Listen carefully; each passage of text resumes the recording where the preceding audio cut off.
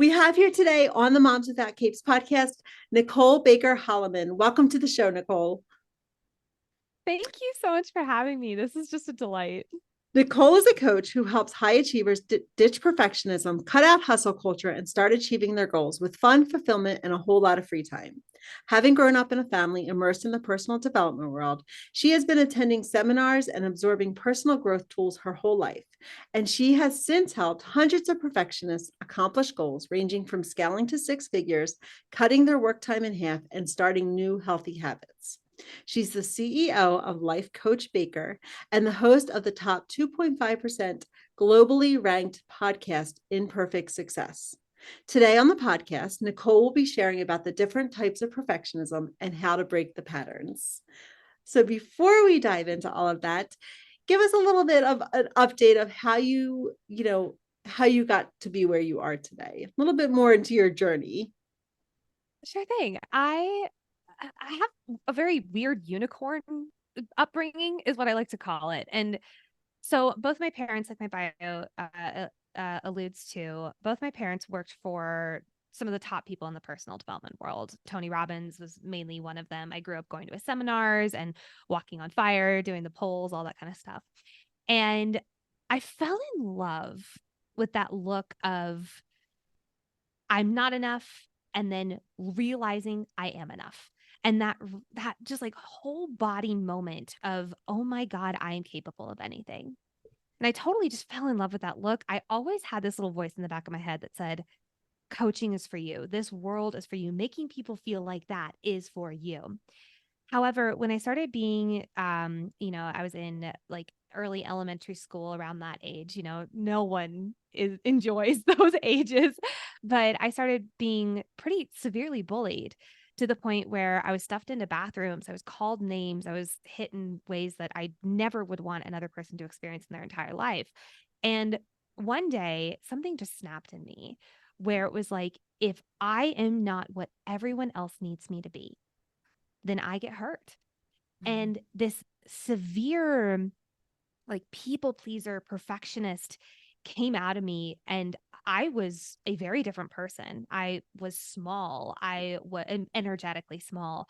I was quiet. And trust me, growing up, I was not a quiet kid. I was loud and boisterous and very excited to be alive. And yet this very specific instance made me just shut down in a way that for about 10 plus years, I didn't really feel like myself. I didn't really feel like I was leaning into that power that I normally can have.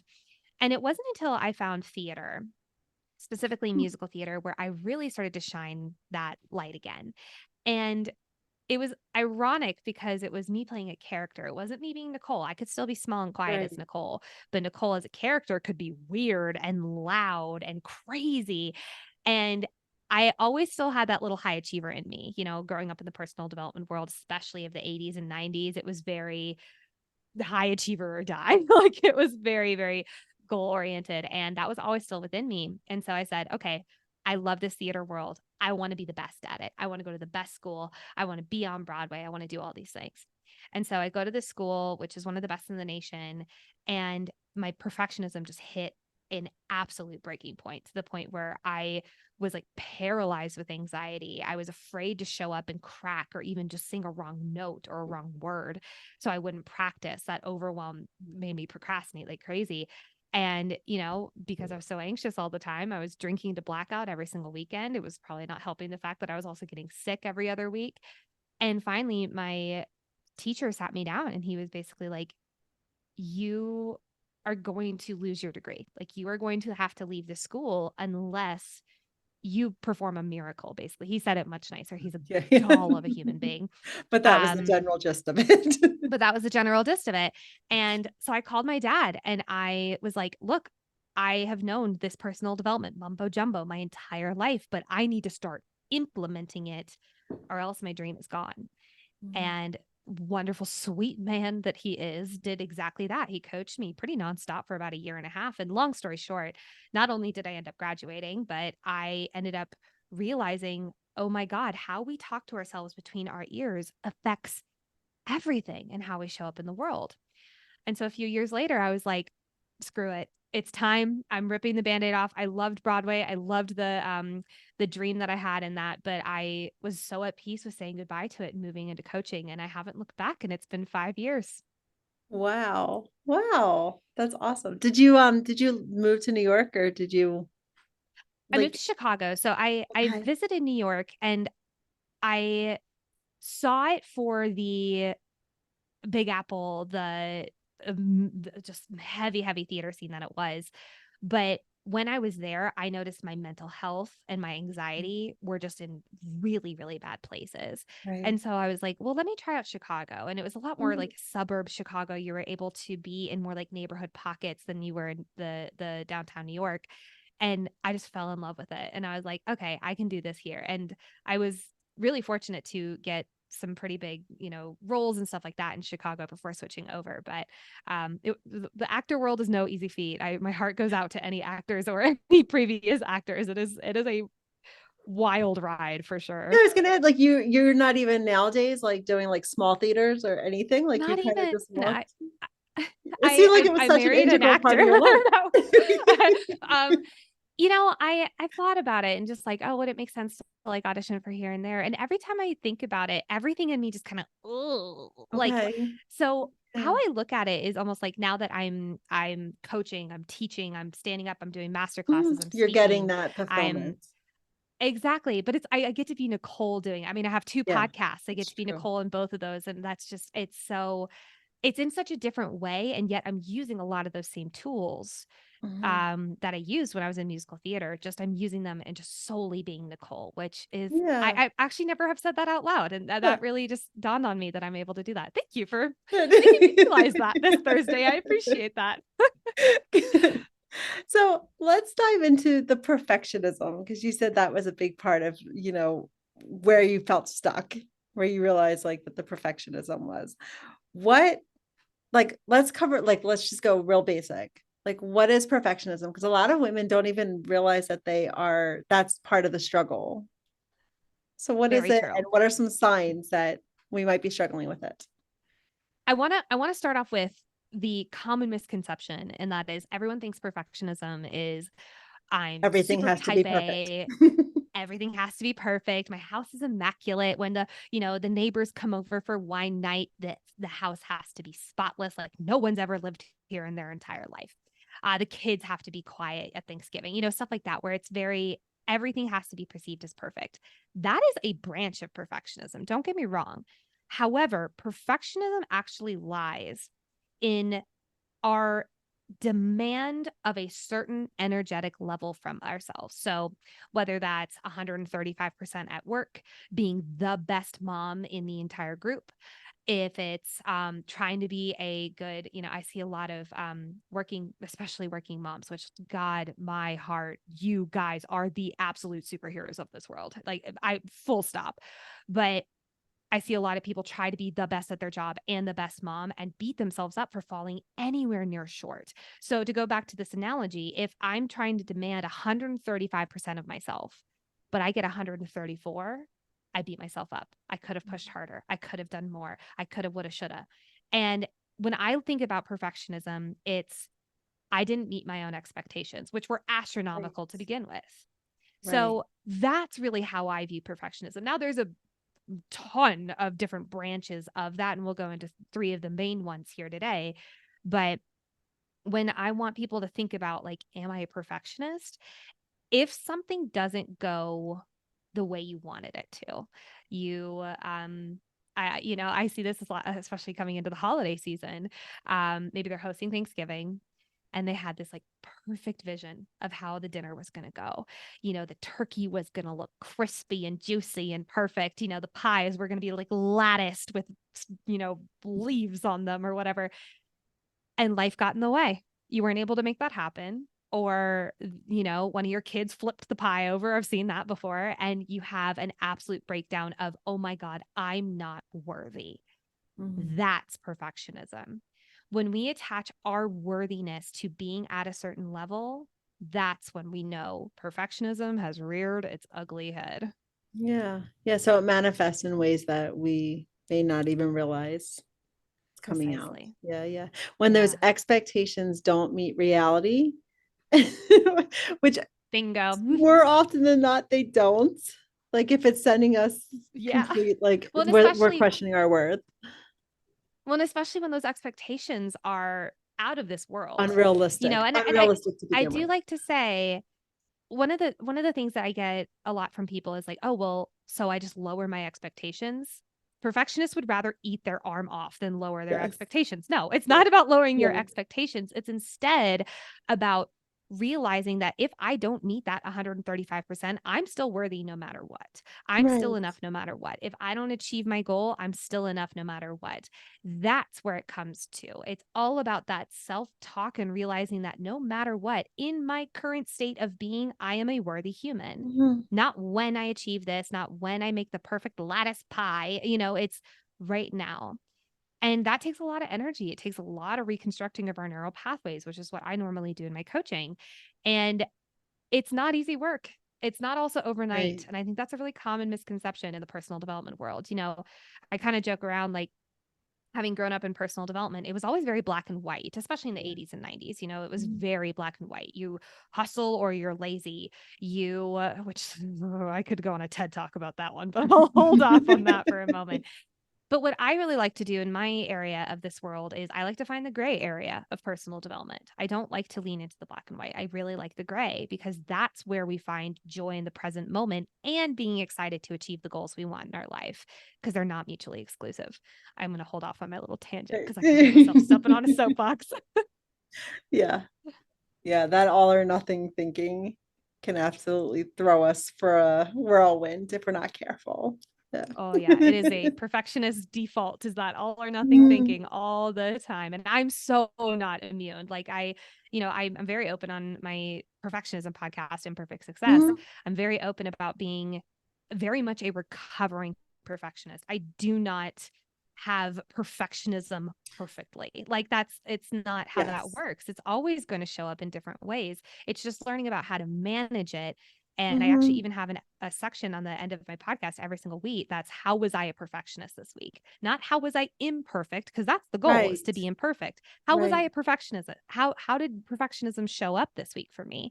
And that's always really fun because I get to say, look, here's how I'm still a recovering perfectionist. So Yeah. you saying that, oh my gosh, I'm not the personal development student of the century, it's not helpful because I've been studying this for 5 years and I'm still not perfect. Yeah, the work in progress. I have to do that same thing because I'm like, I am a recovering super mom. Like I am still, it still rears its head. And it's still like there's times where, there's self-doubts come and I'm in a period or a season of like complete overwhelm. And I'm just like crying, like, who am I to be helping moms with overwhelm and all? And I'm like, we're human. Yes. We're human, and those tendencies are going to continue like to show their head, and it's just a matter of recognizing, being aware, and then moving forward. Forgiveness, that self-compassion piece. Well, You're I like, see that okay.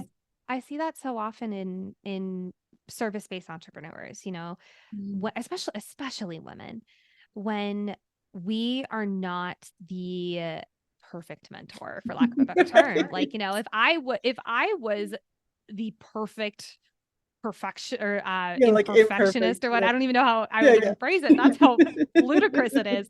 But if I was in that camp, I how would I relate to anyone? How would I Yes. be able to? So I'm this is a new development. I'm going to be very honest. Being so vulnerable and open about my own It's imperfections and my hard. own It's struggles.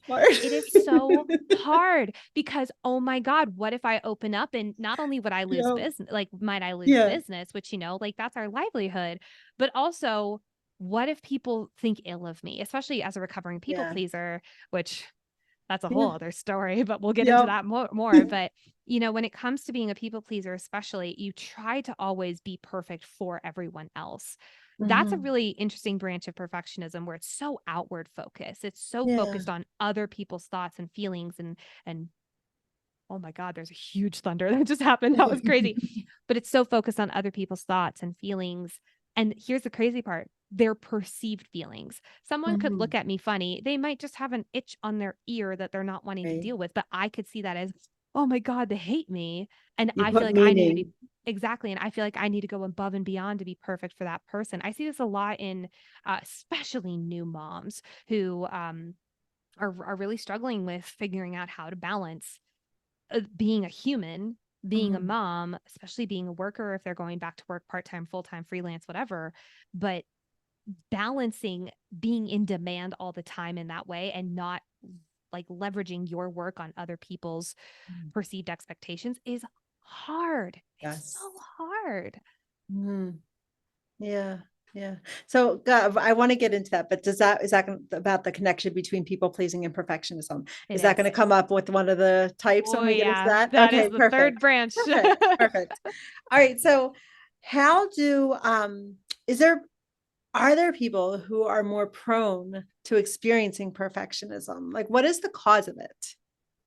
Oh, what a good question.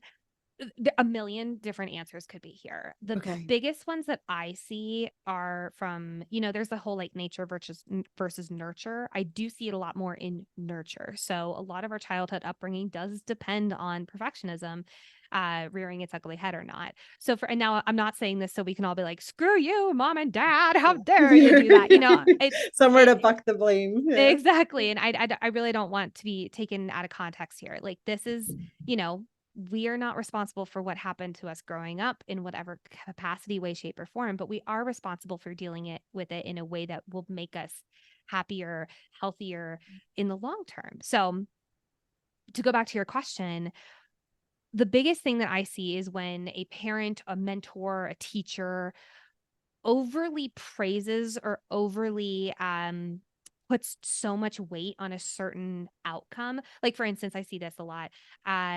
People who tended to do really well academically and then they'd be praised for getting A's.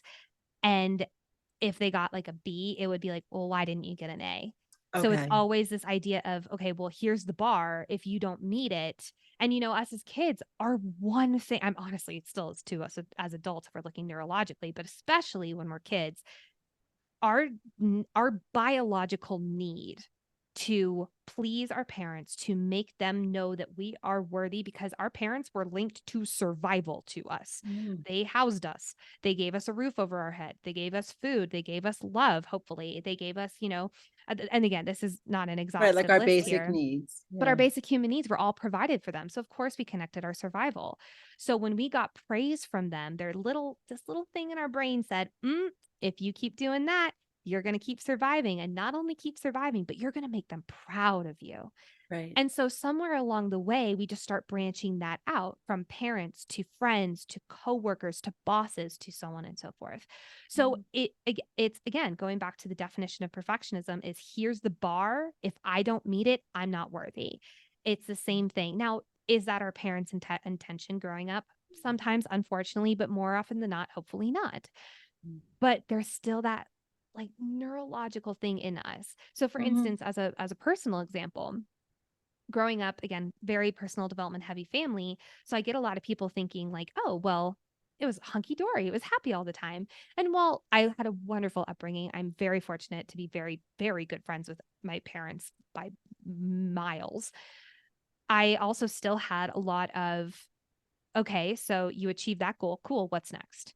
Mm. And it was never a full stop of, oh my God, I Like hope you're proud of yourself, appreciation. Yeah. appreciation. And we've had me and my parents have many a conversation about this. So we're very much on the same page now. And my mom has been amazing about being like, okay, you can rest. Like you need to stop. And that was never really preached to me growing up. So I think a lot of it comes from what we were taught and how we brought that into the 21st century. Now, to branch off of that, because I think that this is also important to address, society is a monster when it comes to embracing perfectionism, especially hustle culture, especially in the you have to be everything for everyone else. If you say no to someone, you're not a kind person. Right. Oh my God, in motherhood, especially if you, and I haven't experienced this firsthand. This is really just through osmosis, but if you go back to work, you're a bad mom. If you don't go back to work, you're not a, womanizing human being. Like you're Yes. not into the patriarch or you're not into the feminism. There we go. Feminism. Yeah. There we go. That was the word. Yeah. Um, it's like no matter what you do, you're never going to make everyone happy. And so we tend to neurologically focus on all the reasons or all the ways that we're making people angry, upset, judgmental, rather than all the things that we're doing right. Right. So society is a huge, and social media, of course, in that same branch has a major effect on our perfectionism. Mm. So to answer your question, everything, like everything could influence it is the annoying part. So let's dig into the three types. I'm super curious what these three types are. These are the three main types, right? Like there's Three lots of main types. types. Yeah. These are the three that I see most often in my community. So often that for about a year and a half, I saw these three things keep coming up.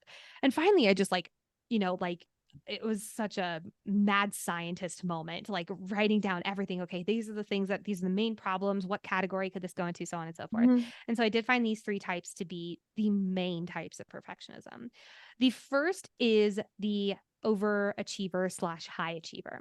So this is the person who moves really fast. They tend to take a lot of messy action, which we normally don't associate with perfectionism, but they're always saying, what's next? What's next? What's next? I I think call this that's like the me. hamster. I Yeah. think Oh, that's me me. too, girl. Absolutely. And I want to just go ahead and preface this. As I go through these, you might be like, well, crap, I'm all three of them, or I'm two out of the three. What do I do? That's normal. It's very normal to have different areas of perfectionism in you, but it's normally in different categories of your life. So for me, I'm a high achiever in business. 10 out of 10. If it's not the best, I'm like, darn, that's it's hard. It's being a high achiever because it's so linked to my success, my a lot of times our joy and our accomplishment and our pride in ourselves is associated with energetic output and being able to top ourselves over and over and over again. But here's the issue with a lot of high achievers is they tend to beat themselves up in order to get to the next level. I could have pushed harder if they go 134 out of 135%. Or they'll get to their end result of the goal and be like, okay, well, that wasn't actually what makes me happy. It's actually the next thing. And then they beeline it to that one, right? You're nodding. I'm assuming you've done this before. Absolutely. I do, totally. This is a really common one, especially in today's day and age, especially in business. Holy moly, I don't know a single business person who's not a high achieving perfectionist at some shape or form. Then there's the procrastinating perfectionist. And I want to just go ahead and say this. So I have a quiz, right, that people can take the perfectionism type and figure it out. And 56% of people out of the 3,000 plus who have taken it are procrastinators. That Okay. is interesting because I don't feel like I'm a procrastinator. And Give it a minute. I'll tell okay, you why. let me hear But that. and you might not be. That's totally fine. But one of the things that procrastinators come back at me with is, "Oh my God, I hate that I'm a procrastinator. I don't, can you change the quiz result, please?" Because they're freaked out about being lazy. And I want to be extremely clear because procrastinators are not lazy in the Right. slightest. In fact, they are actually sometimes harder workers than the overachievers, which I find just giddy. But they're working and they're filling their days being busy with a bunch of things that are not moving them forward in their desired outcome. So, for example, if I know that for my business, let's say if I'm starting a new business and I want to send an email to this person who could be a potential client or a potential partnership or something like that, and I'm so overwhelmed. Oh my God, I'm afraid. I don't want to get rejected. Da, da, da, da, da. You know what's more comfortable? Scrolling through Instagram, cleaning my kitchen, calling my friend. It's what's comfortable. That's what I'm going to fill my day with. But what's an issue is that you'll get to the end of the day or the end of the week or the end of the month or whatever and be like, I feel like I did nothing today. And then you You feel work, you bad about yourself. and then you feel Yeah. bad about yourself. You beat yourself up for not being more brave, for not being a better goal getter, whatever it is. And Mhm. it's all about, oh my gosh, I felt like I was so busy and yet I did nothing today. So if you're familiar with like Pareto's principle or the 80-20 rule, you are Mhm. constantly living in the 80% tasks rather than leaning into the 20% tasks Yeah. as a procrastinator. Then so actually let me go back real quick. When it comes to the procrastinator, the biggest issue at hand here is overwhelm. The reason you're procrastinating is because that fight, flight, freeze button has been smashed in your brain to the point where you're like, oh my God, I'm under attack. I need to go do something safe, like scroll through TikTok. Yeah. And that's just how our brain works. We are programmed to want to go to the safe thing. There is nothing Mhm. wrong with you if you're a procrastinating You're perfectionist. human. Yeah. You're a human. Your brain's doing exactly what it's programmed to do. Yay, brain. Thanks for keeping me alive, but maybe sending an email isn't a saber-toothed tiger coming at you. You know what I mean? Now, last but not least, I've alluded to this many times on our conversation prior to this, but the people pleasing perfectionist. So, different from the procrastinator and the high achiever, which tends to be very internally driven. I have a certain outcome that I'm wanting to produce on my own, and I'm either gunning it towards it or I'm overwhelmed and I want to hit the fight, flight, freeze button. With with people pleasing perfectionists, however, it's very outwardly driven. How can I be what everyone else needs me to be? So, for example, I see a lot of, they put everyone else basically on a pedestal above themselves. If I'm at work and my boss needs something from me, I will drop everything to be what my boss needs from me, even if that means I'm working longer, even if that means I'm burning out. But I won't complain because I don't want to be a burden. You know what I mean? It's always, what do I need to do to be whatever they need from me? And I will go above and beyond even that so that they can look at me and be like, oh, what a good worker, what a Like their good needs mom, are their above needs. your own. Yeah. But here's the thing, it's always what I think their needs are. Sometimes they'll say them like, hey, I need you to babysit for me tonight. And oh my God, I'm so tired. I can't even imagine doing that. I don't even know What what they time? What mean. time should But I be there? exactly. And this one is hard. This one is really hard because it's so default ingrained in us to just immediately be what everyone else needs us to be. So I'll get into what it means to overcome each of these negative sides of these types because there are really good positives. The people pleaser, I Mm, don't know about you, Ani. In this day and age, I'm very involved in social media right now, and um, I, I think that the world needs a lot more people pleasers in its life. Not the negative side of people pleasers, where I'm going to stretch myself thin to be what everyone else needs me to be, right. but to care deeply about another human being's well-being Mhm. and wanting to make them feel good.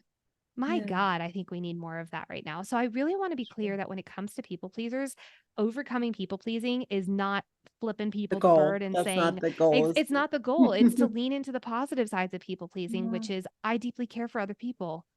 My God, what a better gift. I can't even imagine a better gift right now. Yeah. So, yeah, I just wanted to make that very clear because people pleasers can be shockingly very hard on themselves. Right. Very Right. hard. Right. So I noticed, like, even with all three of these, like, it's the whole idea of tying your worth to that versus like doing it in itself isn't necessarily not going to like not serve you. It's just when you tie your worth to it, that's when it comes, that's when it is actually defined as like the perfectionism. Exactly. Right. Exactly. Exactly. So like for instance, if I'm a people pleaser, or excuse me, if I'm a procrastinator and I have this super high expectation on myself to Mm. throw the best. Oh my God. My sister just went through this actually. She has two kids. One of them just turned one and the younger one just turned one. And she wanted the most perfect princess party for this little girl. She is a princess in my eyes. My niece and my nephew have my entire heart. And in doing so, she wanted, streamers and everything pink and these perfect smash cake and like all of this stuff. And however, what she noticed is that her expectations were so high that she ended up overwhelming herself. And then she put everything off until the last minute. She was saying, well, like the cake didn't turn out how I wanted it to. This didn't, da, da, da, da, da, da. And I had to like pause and like look at her and just be like, hey, perfectionism. And she was like, she said an expletive that I won't say on this podcast, but she definitely paused and she was like, okay, yeah, you're right. So perfectionism isn't about like going in the total opposite direction. Again, that's black and white thinking. We're trying to avoid that here. It's instead saying, "Oop, perfectionist. I know that's my perfectionist brain. That's not really helpful. I'm choosing something else instead." Right. That's the goal when it comes to overcoming perfectionism. Yeah. Kind of went on a side tangent there, but Yeah. you know. So give us some ideas of how to overcome these patterns. So I'll go in reverse order. So Okay. with the people pleaser, the good news is that whoever's listening who's like, oh God, I'm totally a people pleaser, you're doing it already. You're listening, you're absorbing tools that are going to make you start thinking in a new way. Here's what I mean by that. When our default pattern is so ingrained in us to put other people on a pedestal, it normally means that we have a severe lack of trust within ourselves, our own voice, our own opinions, our own schedules. Continue on. So when it comes to leaning into the positive ends of the people pleaser, it all is about how can I gain that trust back to myself? It's not about putting yourself on this massive pedestal now above everyone else, because that freaks a lot of people pleasers out. They're like, I don't want to do that. I don't want to be overly confident and seem like a jerk. No, it's about equaling the playing field. So we do that by starting to absorb tools that get us thinking in a new way. Listening to podcasts, they're totally free. They're amazing. They get you thinking in a new way. My personal favorite is therapy or coaching. I have done a lot of both. I recently started with a therapist actually earlier this year. Changed my life. Yeah. Changed my freaking life. And I wouldn't give up I will white knuckle this woman. I love her so much. She's amazing. So working with someone directly where you're able to challenge those thoughts and those patterns within your head, full stop, in my opinion, is the best way. If that is not in your wheelhouse financially right now, I totally understand. Library books, podcasts, like I mentioned, audiobooks, most of those you can get for very low cost and or free. So really just start absorbing tools that get you thinking in a new way, which will then have you challenging that, oh, I don't trust myself, to, oh, I actually can trust myself in my own voice in this room. When it comes to the procrastinator, it's all about addressing overwhelm. So for instance, the reason overwhelm happens in our brain is because it just goes overload and overdrive, and our brain links overwhelm and overdrive to I am under attack and I am no longer safe and I need to, grasp onto anything that makes us feel safe. So instead, it's about chunking things down. So, for example, if we'll use my sister in this party, for example, she was trying to jump straight to the end result. So let's say, end result having the perfect princess party is level 100. She's over here at level 0 to make this easy math. She was trying to drop in at level 100. Mm-mm. It's about doing steps 1 through 99 and not all at once. Because I Right. see you procrastinators, they tend to really try to speed this process up. No, it's about saying, okay, that's the direction I'm heading. What's step 1?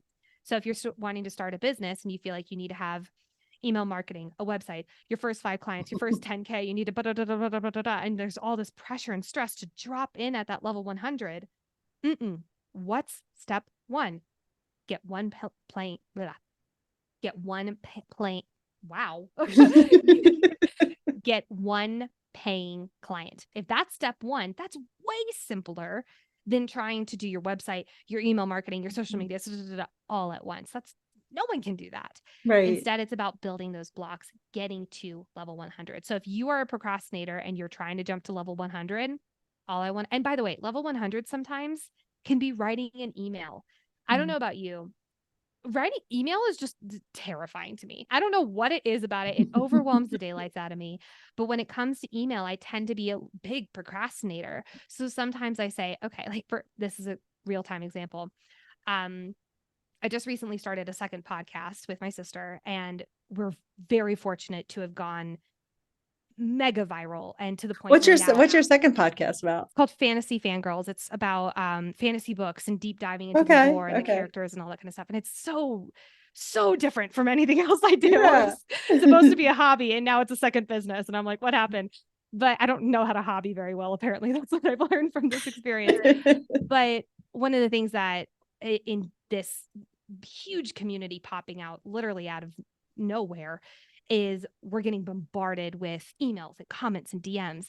And I feel so fortunate, but it also makes me break out in hives. So I'm having to, instead of saying, okay, like, I have 50 inbox emails right now that are all fans reaching out wanting me to respond. Okay, let me do 3 emails. Mhm. That's way easier for me to sit down and do than try to tackle 50 at once. That would be impossible. I would cry in a hole if that were to Yeah. happen. Yeah. So again, chunking things down when it comes to procrastinators, it's all about just chunking things down to diminish that overwhelm, which then takes away the feeling that we need to procrastinate in the first place. Right. Last but not least, that high achiever. This I'm is all always the ears on one. this I one. know. I was going to say, I was like, perk up, girl.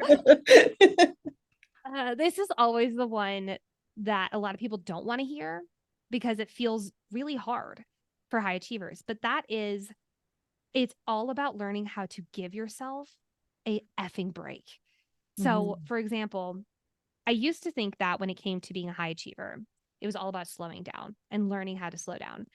High achievers would rather jump off a Yeah, I was cliff like, that than is slow down. torture. That is Absolutely no torture. way. And one of the things I realized is that it's not about slowing down. No, it's about stopping the beat up in order to get to the next level. Yeah. It's about self compassion, if we're being really Hmm. super honest. It's about looking at where I am in my high achieving journey and saying, wow, I'm so proud of myself.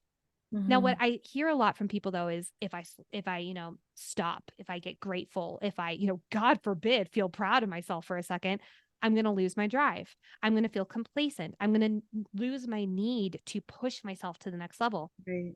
Nope. The opposite could Right. not be more true.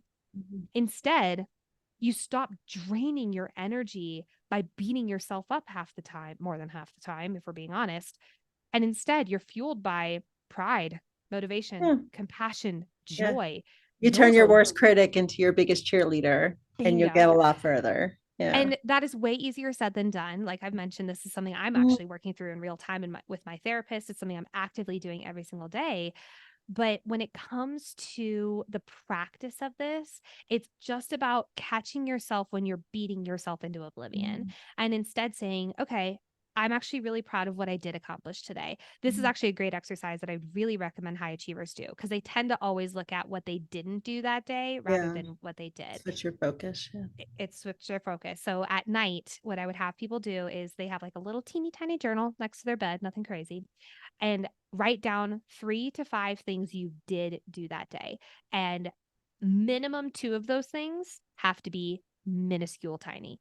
And Hmm. this makes people freak out, right? Because they're like, no, it has to be the big things, the big Right. accomplishments that I did.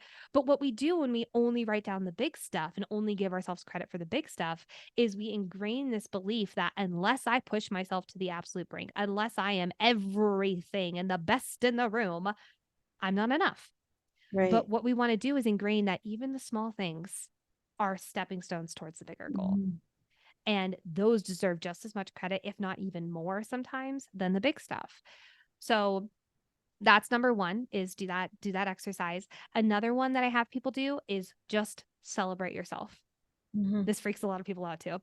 So whenever this actually is a conversation I'm having in real time with like three of my clients right now, they all just kicked absolute butt in something. They Mhm. all just got out of their comfort zone. They achieved a goal. It's amazing what they've done. And I ask every single one of my clients when something like this happens, how are you celebrating?